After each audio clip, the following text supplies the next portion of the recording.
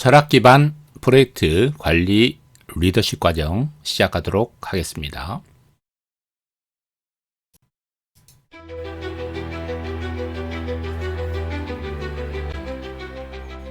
자, 1부는 철학의 핵심 원리와 프로젝트 관리의 연결점에 대해서 살펴보도록 하겠습니다. 자, 철학으로 풀어보는 프로젝트 리더십. 이번 과정에서는 철학의 지혜를 바탕으로 프로젝트 관리와 리더십의 새로운 관점을 제시하고자 합니다. 철학은 철학과 기술의 통합을 통해서 개인과 사회의 발전을 도모하는 지혜와 체계입니다. 단순한 문제 해결을 넘어서 프로젝트 관리 참여자, 모두의 성장과 궁극적인 만사형통의 꿈을 실현하고자 합니다. 그래서 풍요, 행복, 건강의 조화로운 달성을 목표로 하고자 합니다. 프로젝트 관리와 리더십의 세계는 끊임없는 도전과 변화로 가득합니다. 성공적인 프로젝트 완수를 위해서 수많은 방법론과 기술이 동원되지만 종종 우리는 근본적인 왜와 어떻게에 대한 깊이 있는 성찰을 놓치곤 합니다. 이에 철학의 핵심 원리와 프로젝트 관리의 연결점을 알아보고자 합니다.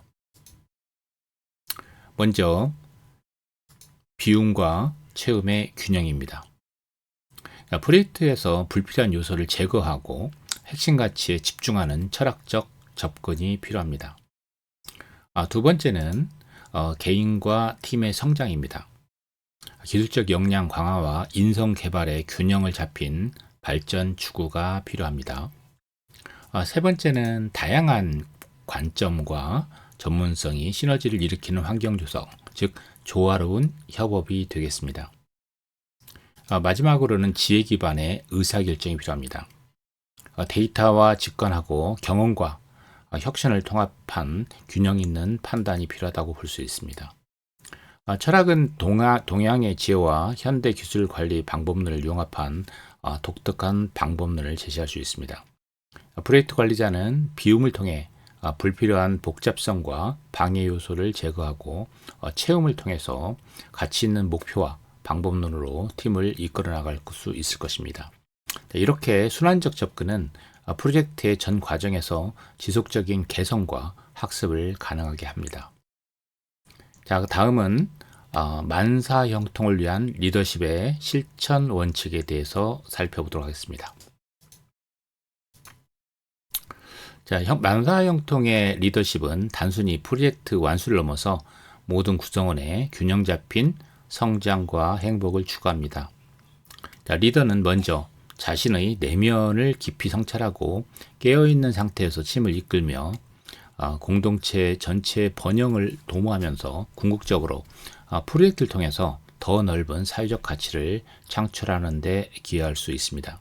이러한 원칙은 추상적인 개념이 아니라 일상의 프로젝트 관리에서 구체적으로 실천이 될 수 있고 팀원들의 동기부여와 창의성, 협업 능력을 크게 향상시킬 수 있습니다. 이와 관련한 내용을 깊이 있게 톤을 통해서 알아보도록 하겠습니다. 만사형통 리더십 원칙. 네, 그거 같이 좀 깊이 파고들어 볼 시간입니다. 이게 제목부터가 좀 흥미로운데요. 그냥 일 잘 끝내는 거, 그걸 넘어서는 좀 다른 리더십 얘기 같아요. 그래서 오늘은 이 자료들 보면서 그 만사형통 리더십의 핵심 원칙 4가지가 뭔지 좀 알아보고 이게 또 어떻게 개인이나 팀, 사회에까지 좋은 영향을 주는지 그런 걸 알아보는 게 목표입니다. 자, 그럼 바로 시작해 볼까요? 첫 번째 원칙, 자기 초월. 이것부터가 좀 예사롭지 않은데요. 단순히 프로젝트 성공이 아니라 이걸 넘어서는 사회적 가치를 만든다. 이런 건가요? 네, 맞습니다. 그 점이 아주 중요해요. 리더십의 시야를 개인이나 우리 팀 성공, 이걸 넘어서는 거죠. 우리가 하는 일이 사회 전체에 어떤 기여를 할 수 있을까? 이렇게 확장하는 겁니다. 자료를 보면요. 이런 더 큰 목적의식 같은 게 팀원들한테는 진짜 강력한 동기부여가 된다고 해요. 일의 의미를 찾게 해주는 거죠. 그러니까 그냥 시키는 일만 하는 게 아니라 이 일이 더 큰 그림에서 어떤 의미인지 연결시켜서 동기부여를 끌어내는 거군요. 와, 흥미롭네요. 그럼 이렇게 큰 그림을 봤으면 이제 팀 내부를 좀 봐야 할 텐데요. 다음 원칙이 공동체 번영이던데 이게 딱 그런 내용이겠죠? 네, 맞아요. 자기 초월이 약간 밖을 보는 거라면 공동체 번영은 그러니까 팀을 보는 거예요. 리더 혼자 막 빛나는 게 아니고요. 팀원들 각자가 가진 잠재력 있잖아요. 그걸 끌어내고, 네, 다 같이 성장하는 환경, 그걸 만드는 데 집중하는 거죠. 자료에서는 이걸 균형 잡힌 성장이라고 표현했던 것 같아요. 이런 환경이 결국에는 뭐 협업이라든지 창의성 이런 걸 확 끌어올리는 기반이 되는 거죠. 함께 성장한다는 거 진짜 중요하죠. 근데 자료에 모든 구성원의 균형 잡힌 성장이라고 되어 있던데 혹시 현실에서는 개인 목표랑 팀 목표가 좀 부딪힐 때도 있잖아요. 그럴 땐 어떻게 조율해야 한다 뭐 이런 얘기도 있었나요? 아, 네. 좋은 질문이세요. 근데 자료가 뭐 딱 떨어지는 해결책 이런 걸 제시하진 않아요. 그보다는 리더가 그런 갈등 가능성을 미리 좀 알고 열린 소통을 통해서요. 공동의 목표 안에서 개인의 성장도 가능하게 계속 조율해 나가는 역할? 네, 그걸 강조하는 느낌이었어요. 어쩌면 공동체 번영이라는 말 자체가 그런 조율 과정을 포함하는 걸 수도 있고요. 그렇군요. 결국 소통하고 계속 조율하는 게 핵심이겠네요. 좋습니다. 자, 그럼 세 번째 원칙, 깨어있는 실천. 현재에 집중하는 의식적인 리더십.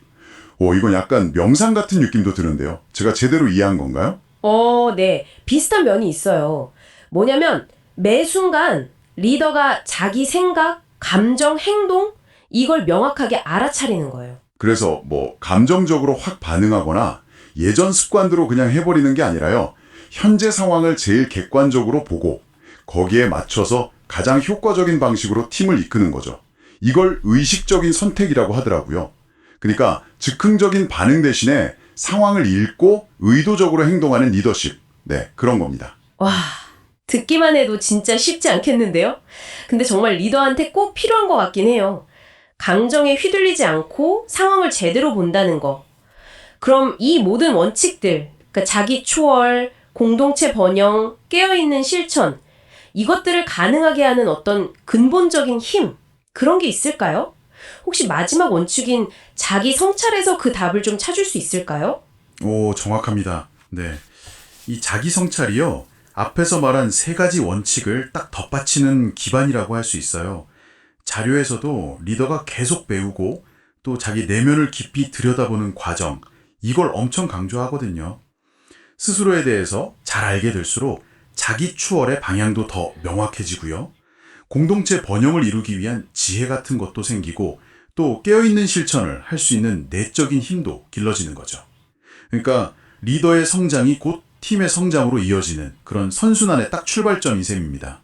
아, 결국 이 네 가지가 다 따로 노는 게 아니라 자기 추월, 공동체 번영, 깨어있는 실천, 그리고 이 모든 것의 기초가 되는 자기 성찰까지 이게 다 이렇게 유기적으로 맞물려 돌아가야 진짜 만사형통 리더십이 되는 거군요. 이게 그냥 이론이 아니라 실제 행동으로 이어져야 하고 또 그 과정에서 팀의 동기부여나 창의성, 협업 능력도 높아진다니 더 와닿는데요. 그렇죠.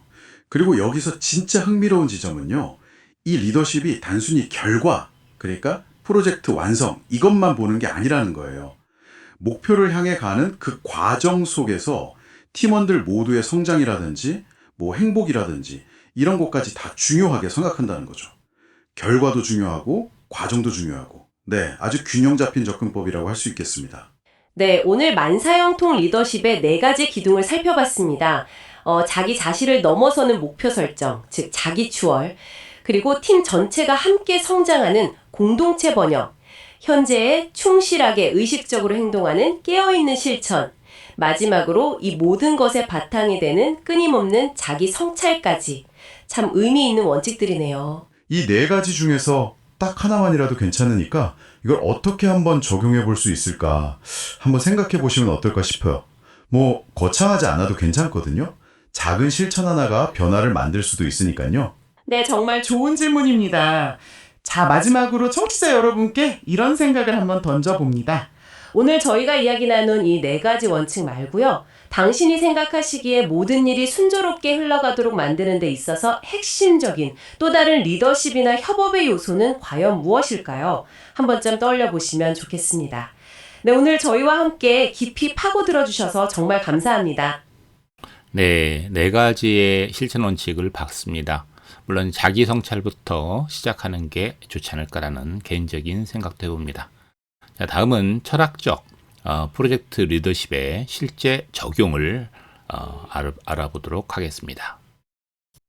자, 그렇다면 철학적 프로젝트 관리 리더십의 실제 적용은 어떻게 할 수 있을까요? 여러분께서 리더십을 실제 적용한다고 하면 실제 업무 환경에서 어떤 식으로 할 수 있을까요?